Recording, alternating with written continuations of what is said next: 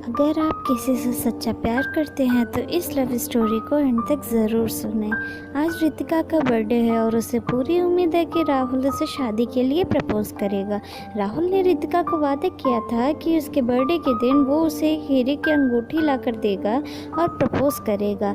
रितिका बेसब्री से राहुल का इंतज़ार कर रही थी। तभी दरवाजे की घंटी बजती है और राहुल सामने खड़ा होता है। राहुल, मुझे माफ़ कर देना रितिका, आने में थोड़ा लेट हो गया। रितिका, कोई बात नहीं। अच्छा ये बताओ मेरा गिफ्ट कहाँ है? एक टेडी बियर देते हुए राहुल, हैप्पी बर्थडे रितिका, ये लो तुम्हारा गिफ्ट। रितिका ने सोचा था कि राहुल उसे एक हीरे की अंगूठी लाकर देगा और उसे प्रपोज करेगा, लेकिन वो तो एक छोटा सा टेडी बियर ले आया। रितिका को मन ही मन बहुत गुस्सा आया और उसने बिना कुछ कहे और सोचे समझे टेडी बियर को उठाकर घर की खिड़की से बाहर फेंक दिया। रितिका बहुत गुस्से में थी। तभी राहुल दौड़कर नीचे जाता है और वो टेडी बियर लाने जो सड़क के बीचों बीच पड़ा था।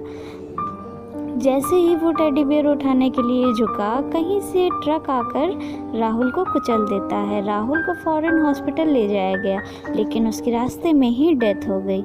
रितिका हॉस्पिटल पहुंचती है और बहुत रोती है। राहुल के डेड बॉडी के पास ही वो टेडी बियर भी पड़ा रहता है। रितिका उसे अपने सीने से लगाकर बहुत रोती है। तभी रितिका को टेडी बियर पर एक बटन सा दिखाई देता है। जैसे ही वो उस बटन को दबाती है, उस टेडी बियर में से राहुल की आवाज़ आती है, रितिका, क्या तुम मुझसे शादी करोगी? तभी टेडी बियर के ऊपर का हिस्सा खुलता है और उसमें एक हीरे की अंगूठी निकलती है। रितिका अपने आप को शायद ही कभी माफ़ कर पाए।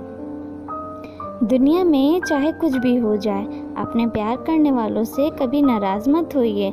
माफ़ करने में कभी देर मत कीजिए, क्योंकि अपनों से माफ़ी मांगने में आप छोटे या बड़े नहीं हो जाओगे।